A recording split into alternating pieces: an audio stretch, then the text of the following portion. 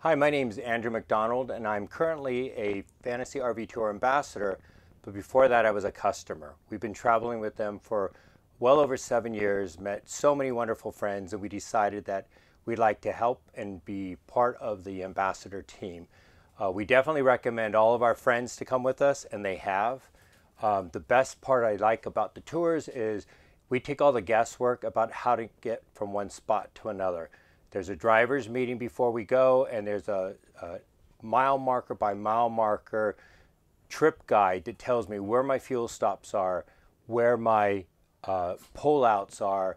The wagon master will tell us where's a good place to have lunch or a cinnamon roll, and we don't have to worry about the height of our vehicle or how long we are. And we follow the same route. We don't follow in convoy style, we follow in caravan style. So I leave when I'm ready to leave. The stress is taken out of driving to the next campground because we know exactly where we're going and how we're going to get there.